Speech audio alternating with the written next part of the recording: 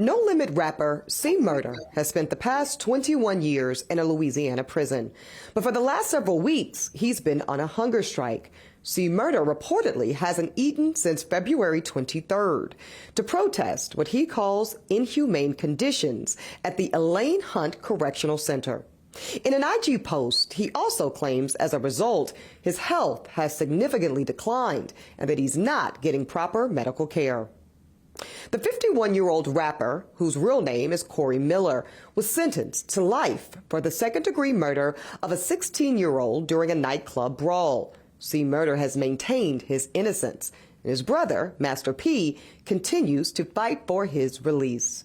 C Murder's protest highlights a bigger issue about conditions that are in the prison systems and the rights that inmates do have. Joining me now is Stanley Richards. He's the Deputy Chief Executive Officer of the Fortune Society, which works with formerly incarcerated individuals and looks to alternatives to jails and prisons. Stanley, thank you so much for being with us. Now, this isn't C Murder's first hunger strike about this very issue. Do you think this is an effective way to get the attention of the culture and impact change? I think what he's offering is a spotlight on a generational and decades-old issue. At the Fortune Society, we have been talking about conditions of confinement. We've been talking about barriers to reentry. So what he's laying out is an opportunity for us to look at the prisons and jails around the country and the conditions in which people are living in, and I would say surviving in, because some of those conditions are brutal. Yeah, I want to just take a moment, Stanley, for some of our viewers to lay something out that a lot of times when you have this conversation about inhumane conditions in prison, there's a narrative, Stanley, and I'm sure you've heard it, that, well, those people are in prison, so it is what it is. They deserve what they deserve. But it's important to know that we have a constitution that requires, per the 8th Amendment, that people in American prisons are entitled legally to safe and humane conditions. So I really want to start from that premise so everyone understands what we're talking about. Now, Stanley, you have been incarcerated previously in your life. Talk a little bit about the issues that people don't see that go on inside of American prisons. Absolutely. Our prisons and jails are usually located in places that are isolated, out of sight, out of mind, out of the day-to-day purview of the larger society. And so what happens in there is that it becomes the survival of the fittest.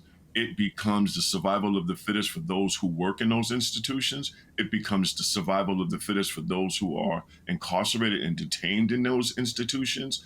And we have a moral obligation as a country to ensure that when we hold people accountable and remove people from our community to be detained and incarcerated because they have been convicted, we have a moral obligation to ensure that when they come home better than they left our communities. They come home ready to reintegrate. And we understand and we know that the conditions of confinement right now do not produce that.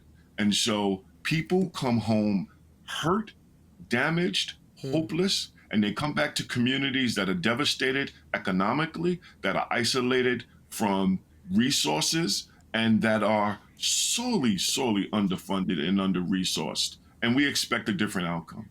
And it's time now, as a country, that we say enough is enough. Yeah, what you're describing, Stanley, is a very disheartening and consequential cycle of recidivism and other things that are really detrimental to communities, specifically Black communities, safety and economic stability. And people, again, have to remember that, you know, imprisonment is supposed to be about rehabilitation at least as much as it's about punitive nature. And it looks like that rehabilitation part is so sorely missing in most prisons. Now, let's talk about the money. According to Pew Trust, there have been some improvements in Louisiana prisons. The state spent $100 million to support victims and prevent reoffending. But does more money need to be invested, Stanley, per your, scrutiny on the issue? Or is money being put into the work, but as often happens, follow the money, bureaucracy and things take place and the money's not necessarily doing what it's intended to do? What's your take on that? We absolutely need to put in more resources around the country to make sure people come home and have access to resources and services like organizations like the Fortune Society, drug treatment, alternatives to incarceration and diversion, reentry housing. We need to make those investments. What I would challenge this country, look at the investments we made in building prisons. We spent billions and billions and incentivized localities to build more prisons and build more cells. We have not proportionally made those similar investments in education, in reentry housing, in substance abuse and mental health treatment, and reducing homelessness. We have not done that. And we need to examine that. I think our president says, you want to see where my values stand? Look at the budget. As a country, we have invested billions in incarceration. We have not done so in trying to rebuild communities and help people re-enter society. I wonder if it has anything to do with the fact that many of the prison systems in America today are makeshift industries of their own.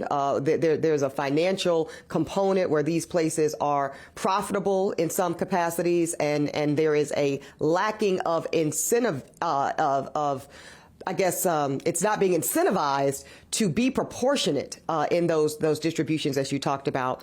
Before we go, I do want to note that C. Murder tagged a lot of celebrities in his hunger strike post on social media, including Kim Kardashian, Louisiana's governor, John Edwards, Drake, Snoop, and the like. What's your take, Stanley, on the influence of celebrity to help in these types of situations? I think their voice is critically important. They have such standing in Black and brown communities, and they have such standings internationally. So we got to leave it there. But Stanley Richards with the Fortune Society, thank you, brother, for your work in the community.